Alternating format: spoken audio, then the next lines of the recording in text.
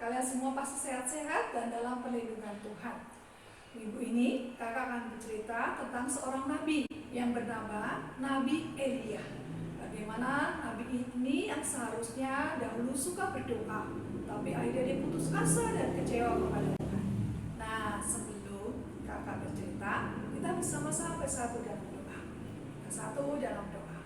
Makasih Tuhan, kembali kami datang kepada Tuhan untuk mendengarkan perkataan firman Tuhan.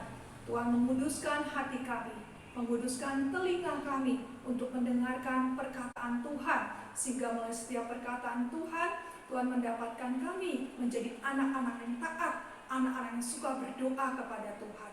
Tuhan, terima kasih, kami cinta padamu. Amin.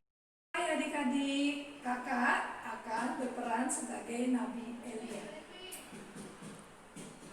Suatu hari, Nabi Elia sangat ketakutan. Dia sangat panik. Apa yang terjadi? Kenapa semuanya terjadi? Sebelumnya, semua berjalan dengan lancar. Aku sudah mengalahkan para imam Nabi Baal. Aku bisa mengalahkan mereka. Tapi, hari ini tiba-tiba aku mendapat pesan yang menakutkan. Ratu Isabel, ratu yang jahat itu, mengirim pesan kepadaku. Dia berkata kepadaku, "Hai Elia, besok pada waktu ini aku akan membunuhmu." Aku sangat takut sekali. Aku takut, aku panik, aku berlari ke sana kemari. Akhirnya aku berlari kepada yang gurun. Sebenarnya aku bodoh sekali. Kenapa aku tidak berdoa? Setelah berjalan seharian, aku lelah sekali. Aku menemukan sebatang pohon ara.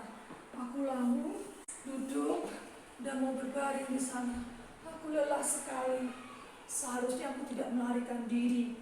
Aku harusnya memimpin seluruh umat untuk datang menyembah Allah.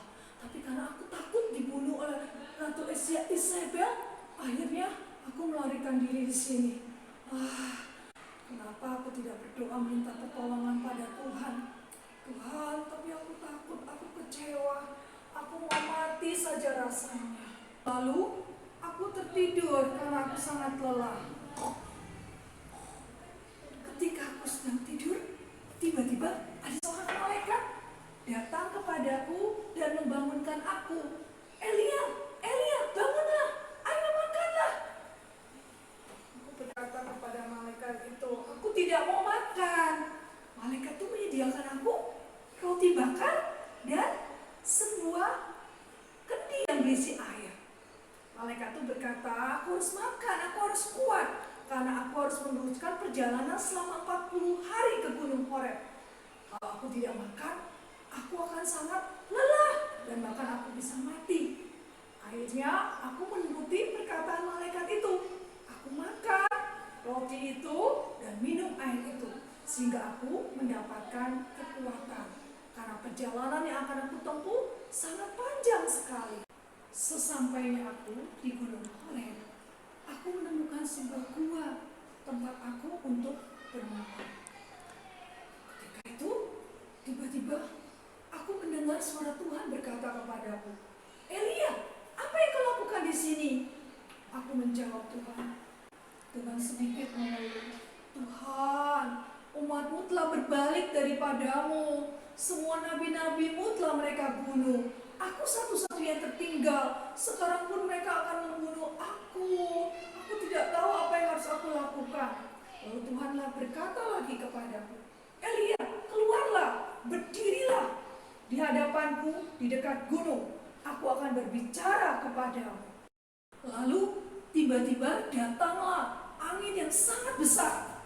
Setelah angin itu ada gempa yang besar, digantikan dengan api, dan yang terakhir datanglah angin yang sepoi-sepoi. Setelah angin sepoi-sepoi itu, Tuhan kembali berbicara kepadaku. Elia, katakan kepadaku, apa yang kau lakukan di sini? Aku kembali menjawab kepada Tuhan, Tuhan, aku sudah bekerja sekian-kiannya bagi Tuhan. Aku sudah meruntuhkan mesbah-mesbah Baal. Tetapi sekarang umatmu berbalik daripadamu.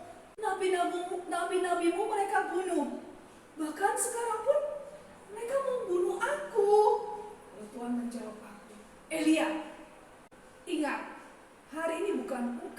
satu-satunya yang tertinggal. Masih ada nabi-nabi lain, 7.000 nabi yang tidak pernah menyembah kepada Baal. Aduh, aku menyesal sekali, terus mengeluh kepada Tuhan. Seharusnya aku tidak perlu mengeluh, karena Tuhan selalu menjaga, menyertai aku. Dan akhirnya apa yang terjadi, adik-adik? Ternyata Tuhan sudah mempersiapkan penggantiku. Dia mempersiapkan Elisa yang akan menggantikan aku. Aku menyesal sekali. Adik-adik, demikianlah cerita tentang Nabi Elia. Kalian perlu tahu, sebelumnya Nabi Elia adalah nabi yang sangat luar biasa. Tuhan sangat memakai dia. Nabi Elia adalah nabi yang suka berdoa. Pada suatu waktu, bangsa Israel suka menyembah kepada berhala. Mereka menganggap berhala itu bisa memberikan mereka kemakmuran, bahkan bisa memberikan mereka hujan. Lalu, apa yang dilakukan oleh Nabi Elia? Dia berdoa kepada Tuhan dan memohon kepada Tuhan. Akhirnya, selama 3 tahun, tidak ada pernah turun hujan.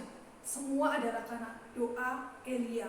Sehingga terjadi kelaparan di antara bangsa Israel. Semua orang mencari air, tetapi tidak menemukannya. Setelah peristiwa 3 tahun kekeringan dan kelaparan, Nabi Elia bertemu dengan para nabi Baal. Mereka bertemu di Gunung Karmel. Nabi Elia menantang apakah betul Baal itu adalah Tuhan yang hidup. Mereka bersama-sama mempersembahkan korban. Para nabi Baal menoreh-noreh diri mereka, berteriak-teriak, memanggil nama Baal mereka. Tapi sampai seharian doa mereka tidak dijawab. Berlainan dengan Nabi Elia. Dia mempersembahkan korban bakaran dan berdoa kepada Tuhan. Tuhan langsung menjawab doanya dengan menurunkan api dari langit, membakar semua korban persembahannya.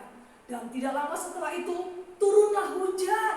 Wah, semua sangat bersuka cita. Mereka percaya ternyata Tuhan adalah Tuhan yang hidup, sedangkan Baal adalah bukan Tuhan. Setelah kejadian yang luar biasa itu, seharusnya Nabi Elia mengerti, mengenal bahwa Tuhan yang sangat luar biasa, Tuhan yang selalu menolong dia. Dia seharusnya tidak takut pada ancaman Ratu Isabel, karena Tuhan selalu menyertai dia. Adik-adik, kita juga seringkali seperti Nabi Elia, lupa bahwa Tuhan selalu menyertai kita. Semoga Tuhan mengingatkan kita tidak pernah lupa bahwa Tuhan selalu menyertai kita. Kita tidak takut akan apapun, karena kita tahu bahwa Tuhan selalu menyertai kita. Adik-adik, demikianlah cerita kakak minggu ini. Kita harus menjadi orang yang suka berdoa, menyerahkan semua ketakutan, kekhawatiran kita kepada Tuhan, dan Tuhan pasti akan menjaga, memelihara kita. Kakak akan berikan ayat hafalan minggu ini dalam Mazmur pasal 91 ayat 15. Bila ia berseru kepadaku, aku akan menjawab. Aku akan menyertai dia dalam kesesakan. Sampai jumpa minggu depan. Tuhan menyertai kita semua. Amin. Kita berdoa. Tuhan, terima kasih atas firman-Mu pada hari ini. Kembali menguatkan diri kami bahwa kami tidak boleh khawatir. Kami tidak boleh takut. Kami mau belajar menjadi orang yang berjaga-jaga dan berdoa. Menyerahkan semua kekhawatiran kami kepada Tuhan. Kami percaya di dalam iman Tuhan selalu menyertai dan menjaga kami. Terima kasih Tuhan, kami cinta padamu. Amin.